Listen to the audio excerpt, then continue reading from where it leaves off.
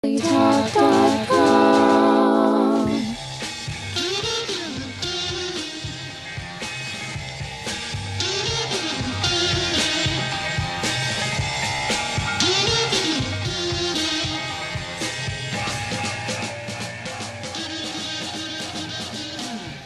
Hello, Tom Lang back on the Tim Thiesen Live Show. Welcome. We're so glad to have you here. We're going to be talking this half hour with author Paul Henry Abram, who's also an attorney. We're going to talk, first of all, about the NSA. Yeah, that's been in the news a lot lately. What is the National Security Agency up to? Are they reading our emails? Yes. Are they listening to our phone calls? Probably. We're going to find out about the history. It began on November 4th, 1952. Did you know the NSA has been around that long? It has been. So we're going to talk right now to our guest, Paul Henry Abram, who's written a great book called Trona, Bloody Trona. And we're going to talk more about the book in a moment. But first we want to start out with the NSA and what's going on with that organization. Paul, great to have you on the Tim Thiesen Show. Tom or Tim? No, Tom. It's one of those three-letter names. It's good to be here, Tom. Thank you. What's going on? You know, I have to laugh on a day-to-day basis. The NSA is in the news constantly. Absolutely. NSA. And I'll just start off with a quick quote I just heard within the last few days. Barbara Walters saying, "My goodness, this has been going on for at least 2 years." And it's on and on and on like that, and that's just absolute nonsense. The NSA was born, as you said, November 1952. I was involved with it as a spy in the Air Force starting in 1958. This idea that are they reading your emails and listening to your telephone calls is ludicrous, because they have been doing it, and it's what they were chartered to do back in 1952, and they have done it ever since religiously. The only difference in the NSA between 1952 and now is technology. In 1952, I started with them in 1958. After high school, I joined the Air Force. The Air Force turned me into a Russian linguist, radio operator, and spy, and then I was sent overseas and attached to the NSA. NSA, by congressional birthing, is in charge of all United States SIGINT, it's called, which is signals intelligence. Signals intelligence is comprised of three things: communications intelligence, radio intelligence, radar intelligence, and electric intelligence. I was in communications intelligence, which is called COMINT. Like I said, I started in 1958. I was sent overseas in 1960. And from 1960 until 1963, I witnessed enough atrocities committed by the United States government to make me absolutely sick and leave the Air Force. Well, there's always been rumors of things going on, and there's all kinds of, you say, oh, these are conspiracy theories. But the problem is with these ideas that it's just a theory, is that you were there. I was there. So you actually were part of, or at least knowledgeable of, some of these actions that the NSA was taking. For example, the UN had the UN Secretary General. That was back in 1961. That's correct. At the time, he was the first and only Secretary General. His name was Dag Hammarskjöld. There was a war that erupted throughout the Congo, throughout what was called the Congo. It was called the Congo Crisis, and I was one of many sent to monitor it, and on behalf of the NSA. And Dag Hammarskjöld had peace in hand. Dag Hammarskjöld had documents that had already been signed by some of the the warlords, and he was on his way by plane to get the last signatories and end the thing and bring peace. And the United States government shot down his plane and murdered him. Now, why on earth would the United States government not want peace in Congo? The same reason we don't want peace anywhere in the world. The arms and munitions companies are making billions of dollars. They were then. I actually was on radio monitoring our aircraft, the United States private aircraft flying munitions that would take off, and in midair they're headed, say, to Leopoldville to bring weapons to Lumumba and his troops. And on the way, as soon as they left the ground, they would be in communication with as many parties as they could handle at a time in flight, negotiating for a higher price for those weapons. In other words, I took off. Negotiating as they're in the air. That's right. That's right. By the time they landed, they rarely landed. But this kind of stuff doesn't go on anymore, right? Of course it does. So our largest arms, well, we know it. It's in the Middle East. We're still funneling weapons probably to both sides or all sides. Mostly to both sides. And these wars that continue, whether it be in Syria, and arms are going through, oh dare we say, Libya to get to Syria, causes all kinds of problems. And very true. Of course, there's now the terrorist connection, but of course back in the time you're talking about, these were warring factions. I guess some of them were predecessors of the factions that are in these countries today. Certainly in northern Africa, there's always been tension, without question. But it's the U.S. involvement that is so disturbing. Well, arms companies have always taken advantage of the dissension, as you call it.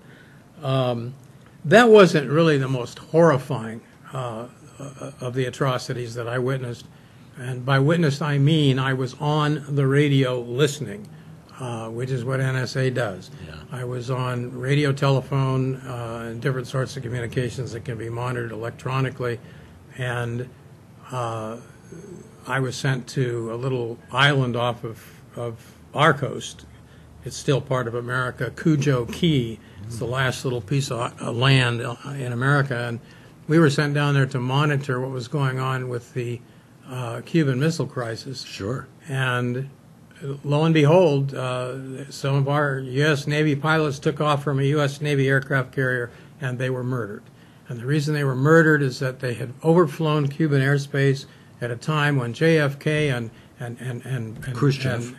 Well, not just he and Khrushchev, but he and Robert McNamara were still debating whether or not to get involved and to what extent. And since these pilots had overflown, once the agreement was made and the truce was agreed to, it was said, well, they've committed acts of war by overflying and in some cases strafing the island. McNamara gave out the order to the Navy not to let anyone back on the ships. So our pilots circled and circled, and we were listening, and we were there. We were listening. And they pled, and they cried, and they died as they were constantly waved off and not allowed to land and forced to crash in the ocean. Amazing. And then they were ordered not to pick them up because that, too, would be an act of war. These are some of the things that I personally was involved in with the NSA, and no Barbara Walters and the rest of you. Just a couple of years. This hasn't been going on a couple of years. It's been going on since the history of this organization beginning. Tell us a little bit about and this will segue into your book, but you know, how the NSA has been involved and certainly with the corporate structure. We talked about Kerr McGee, you know, in that famous movie Silkwood. And some of the things that were going on with the nuclear industry and then with the other industrial complex, of course. It's all the military-industrial complex, if you think about it. It's all these corporations kind of all intertwined with the government, protecting them. Tell me a little bit about the world's largest conglomerate and what you knew as you were researching, learning about Karen Silkwood and what happened there. That really does segue into the book because I knew nothing of Kerr McGee when I first got started. It was students that came up and helped us, and that's one of the things I assigned them was to let us know who the heck is this Kerr McGee. When the strike started in Trona, the company was Ampost, American Potash and Chemical. And what was their business? What were they doing down there in the desert, really, in the Mojave Desert? Right? Processing chemicals out of the dry lake, Searles Lake, which still has a few feet down, has brine, and they're pumping out potash and pyrite, you name it. Yeah, and Trona is actually a substance. Trona is one of the chemicals. The chemicals they have to remove, don't they, before they can use the salt or the borax or the different products? That's correct. Yeah. That's correct. And so that's the name of this little town that really wasn't an incorporated California town at all. Oh, it was no, really a company town, It was wasn't a company town, and American Potash paid the workers in company script until 1958. Part of American history. Not even American money. Not even American Not money. a greenback. No, you work third and fourth generation laborers in 122-degree heat inside this plant, and you're at their mercy, and then you don't even get money to spend.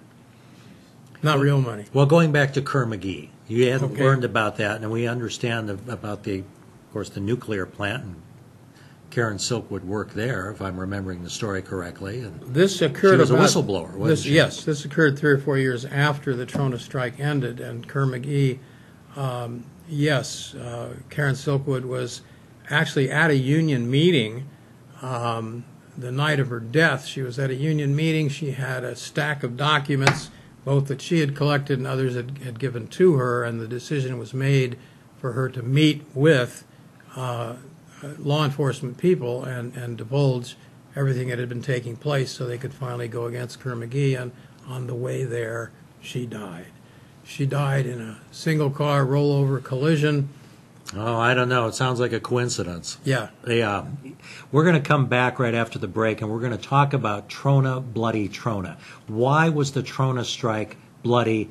What happened there? What were some of the things the company did? What were some of the things the union did? And what was the reason that our guest today was hired as the attorney for the strikers in Trona? We're going to come back after the break with this exciting information. Stay tuned.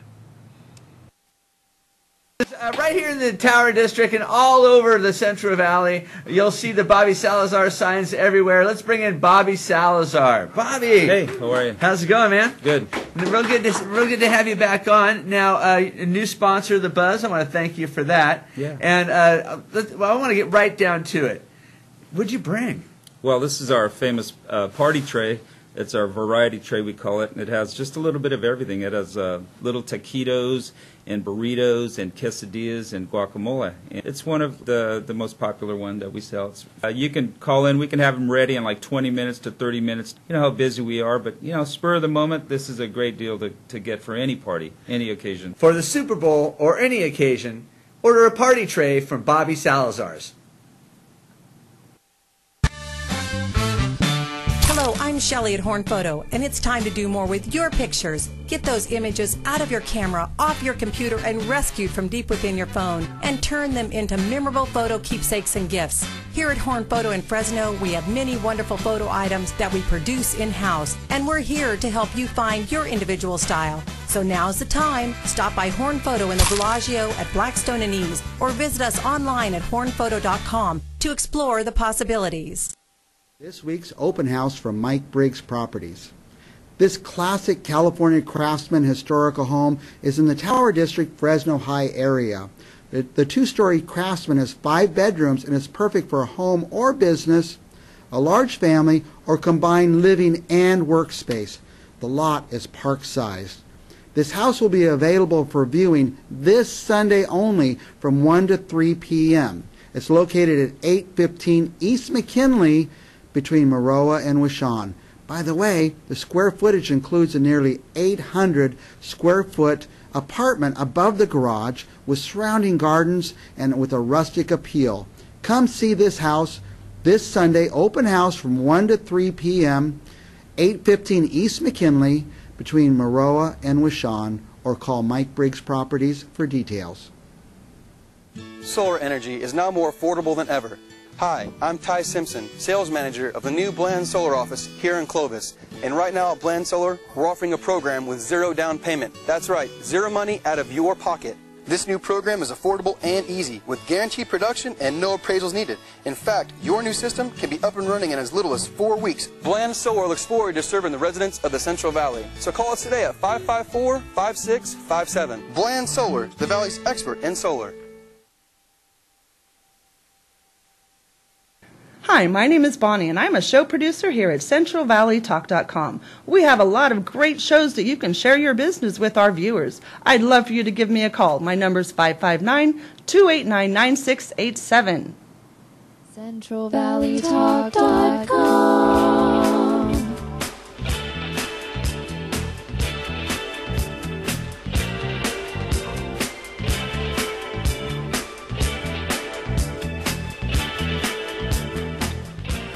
Welcome back to the Tim Thiesen Live Show. I'm Tom Lang, guest hosting for Tim Thiesen today, and we are talking intrigue. We are talking about the NSA and what went on in Trona.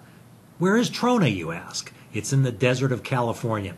And we're here with our special guest, Paul Henry Abram, who's the author of Trona, Bloody Trona. And you were the attorney for this group, the union, I'm assuming. 750 striking involved workers, in this. yes. How did you get to be the attorney for this?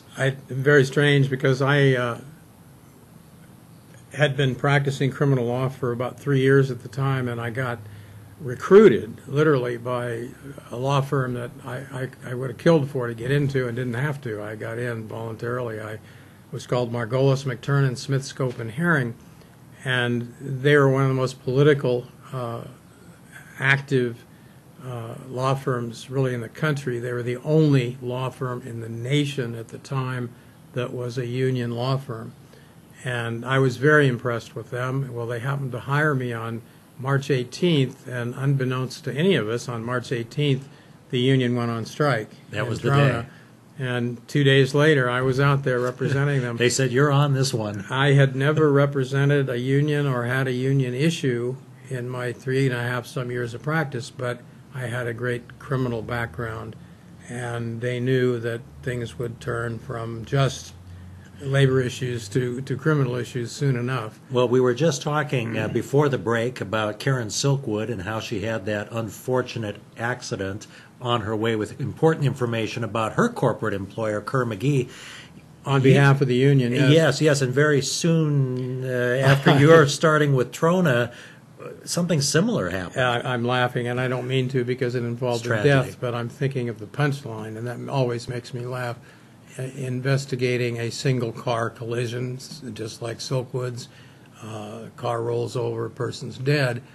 I was reading. I naturally got the investigation reports from the sheriff's office, and as I'm reading it, here's the conclusion of the investigating honcho sheriff. This is San Bernardino County sheriff, and what he said was, in conclusion, I find that the tire went flat before the bullet entered it, and yes, without ever having mentioned the gunshot. But the bullet did enter bullet, it. At least there was that much. But yeah, and they had a flat tire, and then somebody shot the flat tire. Doesn't make a lot of sense. That's when I knew what I was up against in Trona.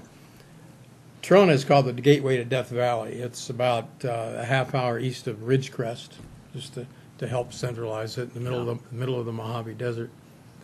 The title? Where did that come from? Why is it bloody? The title came from, the bloody was because of things like what I just mentioned, and the fact that 2 strikers got shot at point blank, almost in cold blood, by whack-a-nuts who were like Pinkertons, only worse, that were hired by the company to break the union. But I received a phone call in the middle of nowhere. I get a phone call from a law student at UCLA, and he asked me if I would be willing to come out to the law school and give them a speech about what was going on in Trona. And I was shocked because I'm in the middle of Trona. And I didn't realize at the time, but it was being covered very heavily in L.A. The strike was, the L.A. Free Press, and then all of the local media press began to pick it up. And a UCLA student called, so I said, sure, I'll come out. And I went out there, and as I approached the foyer of the law school, thinking I'd have 4 or 5 kids wanting to know what the hell's going on out there, I came into this big, huge sandwich board kind of sign that they had hand-painted for my benefit and said, lawyer Paul Henry Abram speaks today, Trona, bloody Trona. And that was it. I mean, they picked that up on their own. UCLA came up with this. Well, they picked that up on their own just from what they'd been reading about how tragic the strike was. And I decided at that moment that if I should ever write a book, 43 years later, that would be the title. Well, tell me what the impetus was for the strike. Obviously, the workers had been paid in company script and not really paid living wage, obviously. So the strike took place because primarily wages, or were there other conditions that were poor? No, in fact, we called the strike a non-economic strike. The issues were that we're 190 miles from San Bernardino, our county From seat. anywhere almost. We're 30-some miles from Ridgecrest, where you can't get anything anyway. You want to get a new driver's license, you want to get your child a library card, you want to apply for Medi-Cal, you had to go to San Bernardino, 180, 190 miles away. It is a 400-mile round trip. In the desert. In the desert. In the middle of the desert. And so that was one of the big issues, was that we want a split vacation. We don't want to continue to have to take a day off without pay and drive that distance and do almost anything and everything that has to be done, including grocery shopping. And the company said no. The company said, if you want to take your vacation, you'll take all 2 weeks at once or none. Oh. We won't carry vacation over. If you want to take a sick leave day, fine, but when you run out, you're out. So just very heavy-handed things like that heavy-handed. didn't make any sense. They just did it to, I don't know, retain control, I guess. over Retain the control, workforce. which they had done since 1941, at which time there had been a strike, and my senior law firm partner, Ben Margolis, had handled that strike. And Ben's the one that sent me out sure. here. He knew what he was doing. Thanks, I didn't. Ben. To talk to us a little bit about how this kind of resembles. I'm looking at the cover of your book, and Bill, if you'd pop that back up on the screen again, we have our picture there. Kind of reminds me of the Grapes of Wrath there a little bit. Thank you. Were a lot of these folks from the central part of the country that had immigrated Right here? from Oklahoma. Oklahoma. They were Okie from Finoki, and that was the name of So it kind of looks like Ampot. Tom Joad there almost. Huh? Yeah.